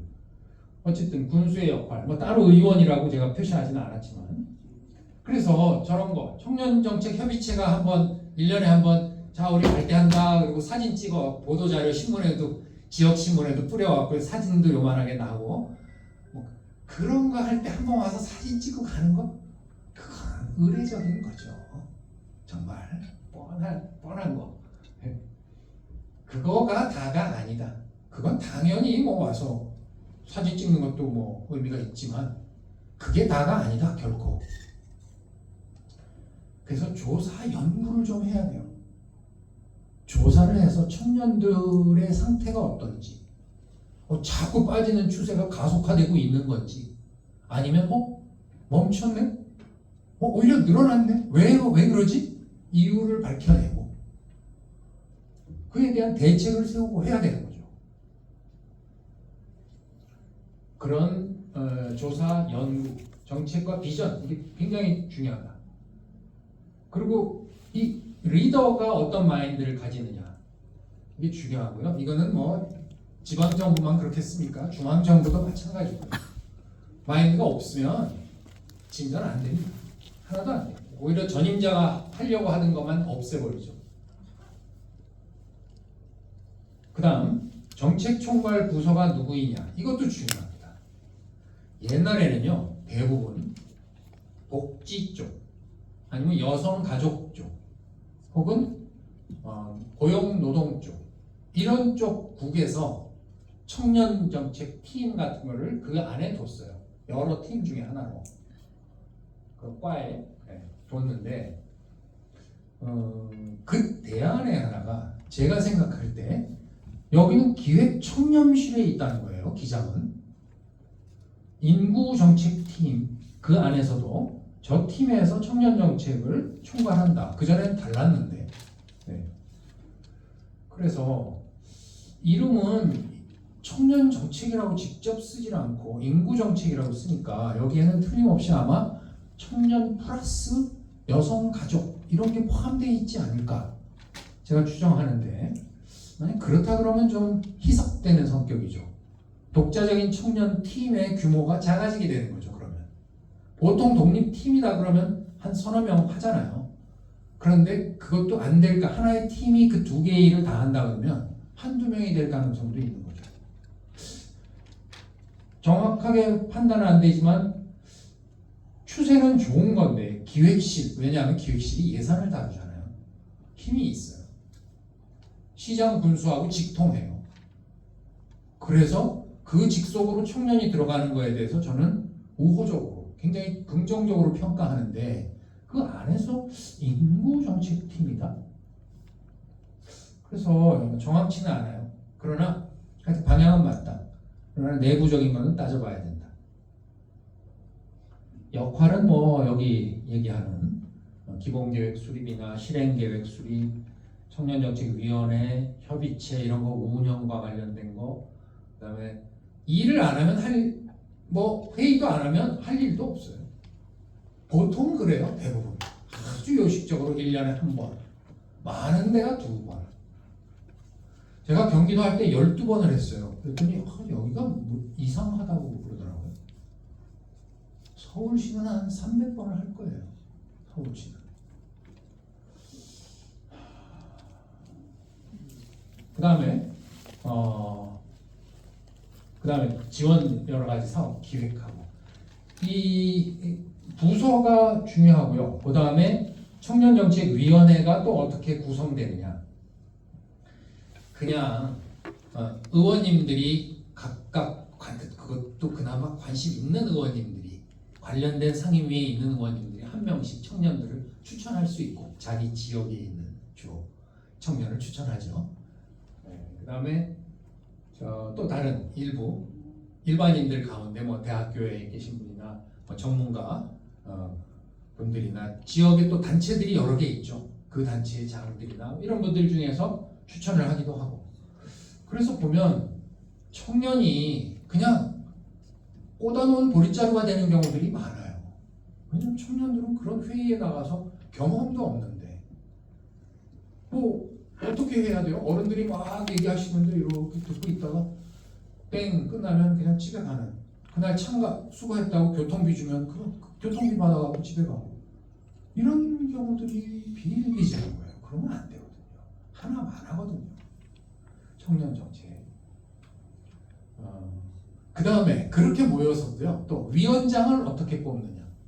보통은 군수나 시장 분들이 우리 뭐 교수님 좀 맡아주시죠. 내지는 우리 저기 원장님이 좀 수고 좀 해주시죠. 이렇게 결정해요.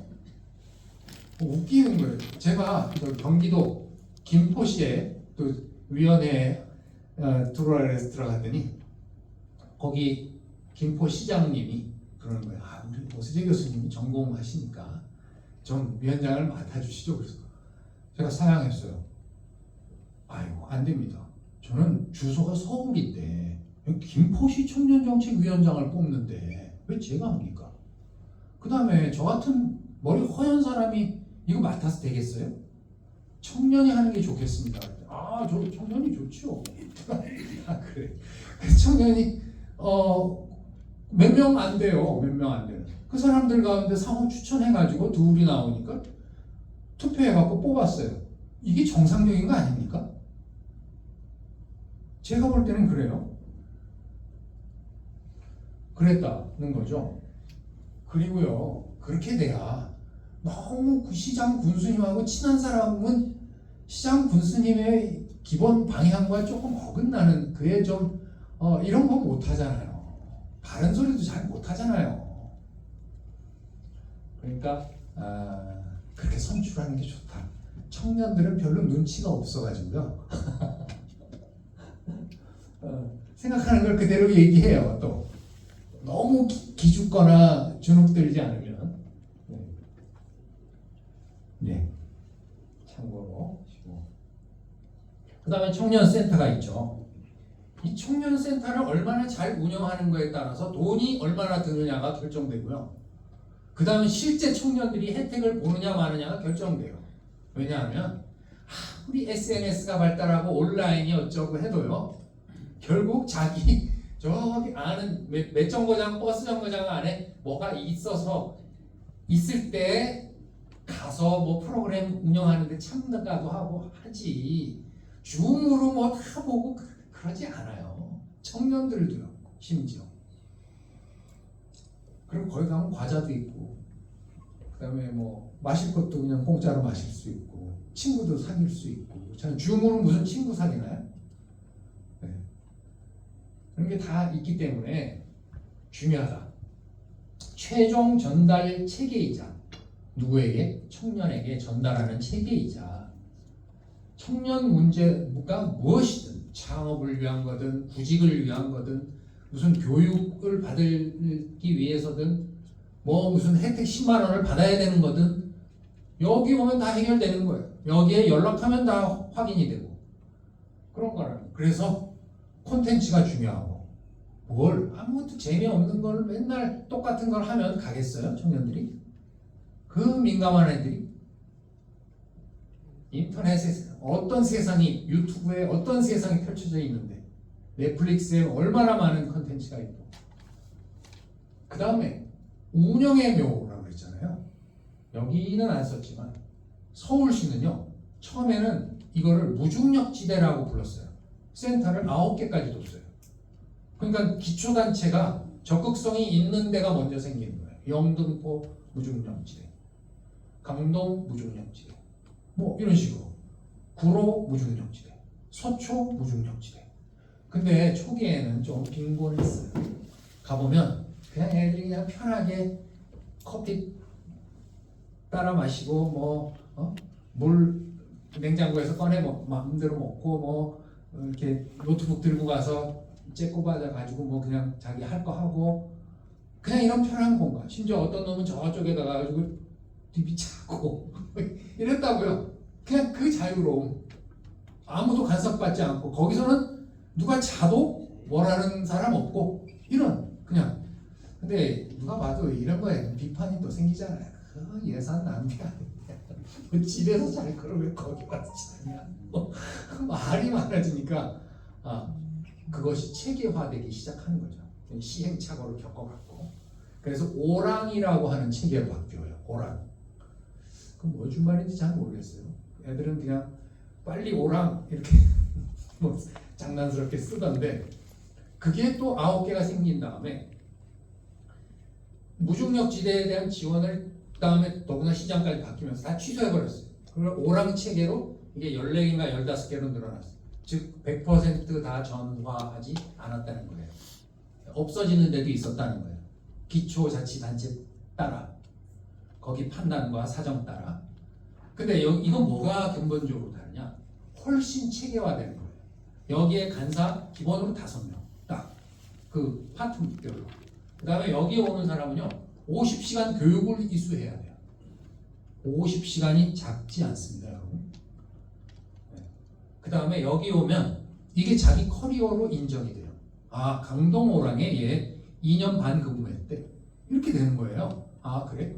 그럼 기본은 걔는 다 경험을 하는구나. 이렇게 간주가 되는 거예요. 어디 딴 이름도 모르는 뭐 무슨 청년센터, 지역센터에 근무했대. 그걸 뭘 했는지 또 아무도 모르는 거예요. 거기 홈페이지 한번 들어가 볼까? 찾아볼까? 그것도 안 나오면 그만이고. 그 다음에 개인에 대한 게 나올까요? 전체 프로그램은 좀 나올지 몰라도. 이런 거. 그 다음에 강동호랑? 그럼 강동호랑 전화해서 실제로 물어보는 거예요. 예를 들어 딴 직장으로 전직을 하는데 이력서에 썼어. 그럼 그 전입 직장에다가 필요한 경우 물어보잖아요. 걔 그 근무할 때 어땠어요? 그 퍼포먼스에 대해서 확인하잖아요, 실제. 그럼 보통이죠, 그런 건. 그럼 그 친구 아주 성실하고 2년 반 있었는데 결근도 한 번 없고 아주 성실한 이런 평가를 받으면 끝나는 거죠, 평가는. 네. 그런 체계화를 했다는 거예요. 그래서 오랑이란 체계로 가고 있는데 지옥은 그런 체계화를 따라가고 있나? 이런 거 물어봐야 되는 거예요. 어떻게 운영하고 있는지. 운영 주체가 기장군 도시관리공단에 위탁 운영한다는, 위탁 운영을 그래도 기존 가까운 성격의 기관에다가 맡겼겠죠. 그랬는데 저 관리공단에서 입찰해가지고 땄을 것 같지는 않고요. 그죠? 행정에서 맡겼겠죠. 네. 저는 아쉬운 게 있었어. 1년 운영비 3억도 안 되는데 따가지고 얻을 게 있겠어요? 돈을 벌겠어요? 뭘 하겠어요? 경기도가 기초단체에다 주는 지원금이요. 단체 하나 센터 만들 때 기본이 5억이에요. 100평을 공간을 기초단체 니들이 만들어 제공해. 그러면 거기에 인테리어하고 프로그램하고 월급 주고 하는 거를 5억을 1년에 지원해 줄게. 이게 경기도예요. 그런데 김포의 경우는 보니까 제가 거기 만들고 해서 좀 아는데 60평밖에 안 되는 거예요, 공간이. 시가 확보한 공간이. 그래서 경기도가 거기 너무 작다. 거기는 반만 줄게. 2억 5천. 그 2억 5천 받아갖고 한 해 운영해요. 그럼 딴 데는 5억 받아서 한 해 운영해요. 센터 하나. 근데 지금 7천만 원 갖고 한 해 기장 운영한다는 거 아니에요. 모든 청년 정책을 센터 포함. 그렇다는 거예요. 택도 없이 작다는 얘기를 하는 겁니다. 그거 5년 전 얘기입니다, 지금. 그랬더니요, 참 한마디만 더 보태면 어떤 단체들이 입찰을 들어오는지 아세요? 까도 되겠죠. 능률협회가 들어와요. 능률협회가 어떤 데인지 아시죠? 한국에서 컨설팅 이런 거 하는 걸로 1등, 2등 하는 회사예요. 규모가 방대하다고요. 박사들이 수백 명 있다고요. 그런 데가 그 2억 5천 예산 갖겠다고 들어온다고요. 왜? 그 경험이 있다는 걸 내세워서 나중에 서울시가 운영하는 저 30억짜리 저런 거 따려고. 네. 청년정책센터 서울시 거, 청년 허브 지금 다 통합돼 버렸습니다만 한 개로. 그렇다는 거예요. 네. 실무 인력 5명이 프로그램 운영하고 있고 주요 시설 있고 비즈니스 센터 요거는 공공이 군이 하는 게 아니라 민간이 하는 건데 협력하는 거다. 그래서 스테이션 K가 무료로 공간을 제공하기 때문에 그렇게 한다. 저는 제가 연구를 하는 수준이 아니라서 스테이션 K는 어떻게 저런 걸 할까 궁금한데 그것까지는 제가 잘 모르겠습니다. 아마 창업이 있는 걸로 봐서 거기에 펀딩도 해주고 뭐 그런 대상도 찾고 뭐 하는 등등의 여러 가지 비즈니스 모델이 있겠죠. 그러지 않고 그냥 시혜로 저런 걸 하는 곳은 없으니까요. 그다음에 뭐 온라인 채널도 있고 정관의 입학 일반 교육 행복하는 이런 데가 있다. 이런 게 많아야 된다고요. 적어도 기장 정도로 넓은 지역 되면 최소한 10개는 있어야 된다고요. 그래야 자기 가까운 지역에서 가서 아유 시험 공부하는데 학교 도서관은 터져나가. 그럼 여기 와서 노트북 들고 책 들고 와서 퍼져서 하는 겁니다. 아침부터 저녁까지.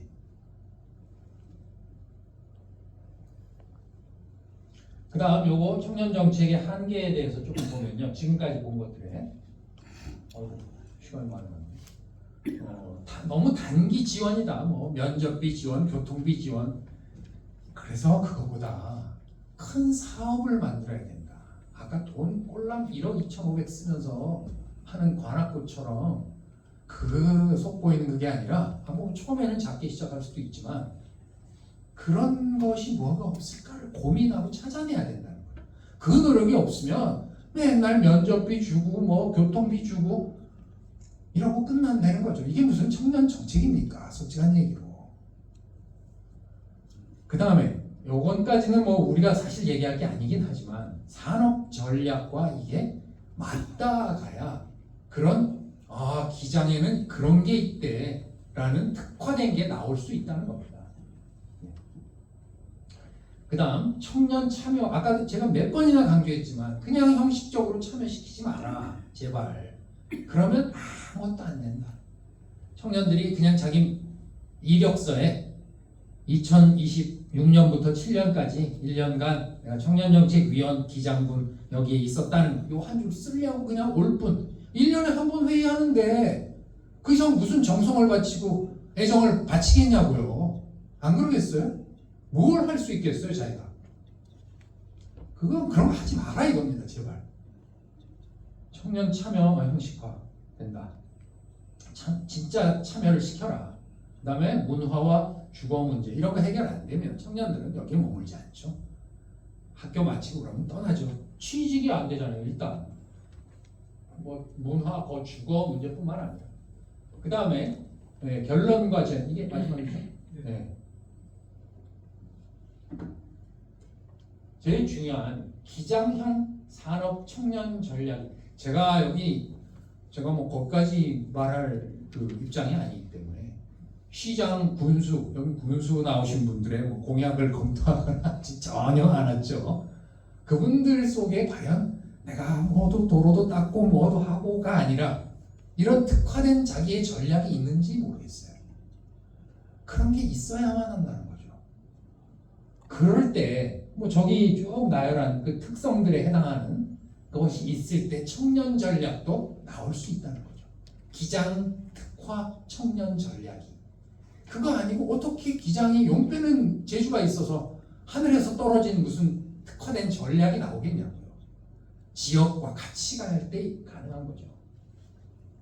그래서 그런 이제 물론 선거 때 공약은 어떻게 보면 졸속인 경우도 있고 하지만 그것 때문에 지지를 받게 되고 적어도 후보가 아주 애정을 갖고 있는 특화된 공약들이 있다면 그런 내용이 그리고 타당성이 있다면 그런 내용을 당선된 다음에 제대로 종합계획으로 살릴 수 있죠. 연구도 하고 조사도 하고 제대로. 시간 너무 뭐 조급해하지 말고 올해 이제 곧 6월에 당선되면 올 하반기는 그 종합계획 작성 시기로 둔다. 이렇게 하고 외부에도 그렇게 선언하고 조금 인내심을 가져달라라고 국민들에게 호소하면서 그 내용을 충실하게 만들어야 된다는 거예요. 그 와중에 청년도 기본계획, 2차 기본계획 같이 좀 제대로 만들어야 된다. 이렇게 보는 거고요. 네, 청년 마인드 너무 중요하고.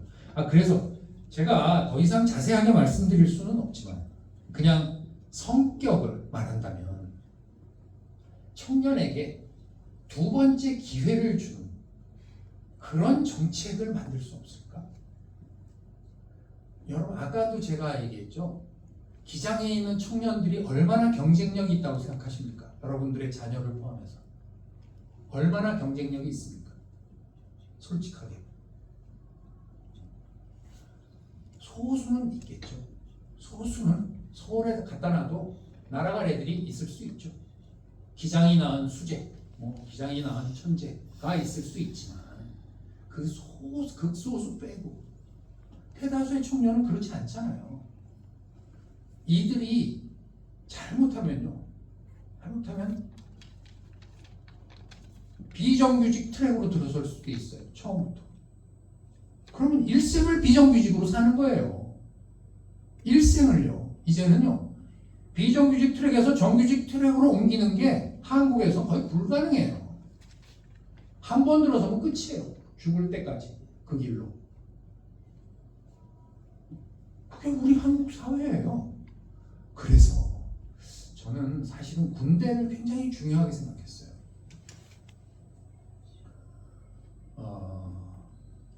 이거 모병제 체계로 바꾸면요. 월급도 좀 더 주고 인권과 복지는 말할 것도 없고 기본이 요즘에는 옛날같이 저 때도 빠다 맞았습니다만 요즘엔 들고 패고 그런 거 별로 없잖아요. 막 갈구고 이러는지는 몰라도 그래서 그렇게 해서 일과 시간 외에는 자기 개발을 위해서 쓸 수 있도록 이렇게 바꾸면 그 시간에 아이들이 다 뻔하니까 입시를 위해서 다시 도전을 하던 아니면 취업을 위해서 진짜 AI만 배우던 이런 것들 자기의 전공을 정하고 자기 전공이 정했는데 그 공고를 나왔는데 전기과냐 전공과냐를 가지고 고민하다 바꿔요.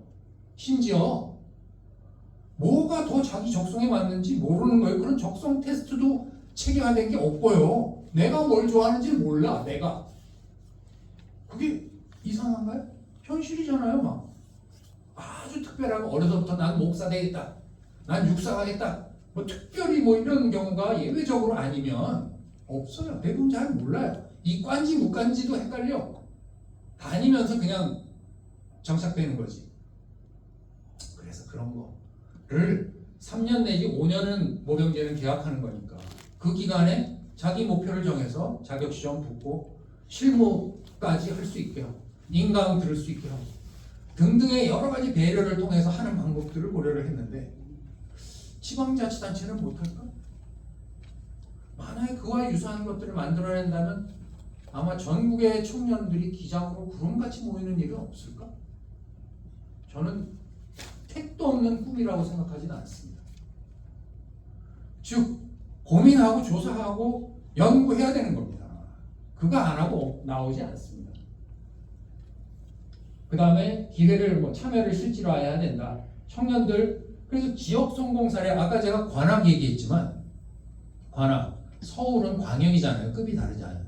연구 대상이 안 되고 시흥 경기도 시흥시를 잘 볼 필요가 있어요. 여기는요 정치적인 입김 때문에 또 여기 이렇게 잘 나가다가 이제 꺾어져 버렸어요. 참 안타깝죠. 근데 그건 민주당 내부의 경쟁 때문에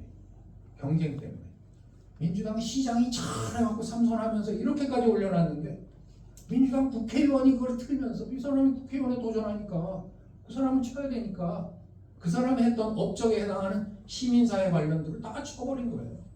그래서 꺾였어요. 그러나 그 전통과 뿌리가 토양이 있기 때문에 아직도 죽지 않고 나름 잘해요. 그러나 그 번성하던 시절의 시흥 청년운동은 이제 지나갔죠. 그런 사례 꼭 지금까지 성공해야만 성공이에요? 10년간 성공했으면 대단한 성공이죠. 시흥, 관악 이런 사례들 연구하라는 겁니다. 이건 청년 개개인이 하기 어렵겠죠. 옛날에는요 경기도에 있는 똑똑한 애들이 경기도 청년운동 청년 정책 해보겠다고 다 서울로 갑니다. 유학을 가는 게 아니고요. 서울의 청년정책협의회 그거에 우리는 저 낄 수 없냐. 난 전 주소는 경기도 시흥이고 경기도 수원인데 서울시 청년정책은 된다고 알아? 그렇게 유연했어요. 경기도 애들을 많이 받아들였어요. 그 애들이 지금 이름은 정확히 기억 못하겠지만 부산시 청년정책위원장도 서울시 청년정책에 그 세례를 받은 애죠. 애인가? 30대인가? 이제 40대 됐나? 모르겠는데 하여튼 그렇습니다. 예, 그래서 좀 성공 사례들, 정책, 지역 이런 것들 연구부터 시작해서 요 2026년을 잘 활용하는 게 앞으로 5년간을 내다보고 기장 청년 정책이 뿌리 내리고 좀 전국적으로 성장하고 진짜 여기서 지역에 정착하게 만드는 청년 정책을 만드는 계기가 될 수도 있지 않을까 이런 생각을 해봅니다. 이상 전 강연 마치겠습니다.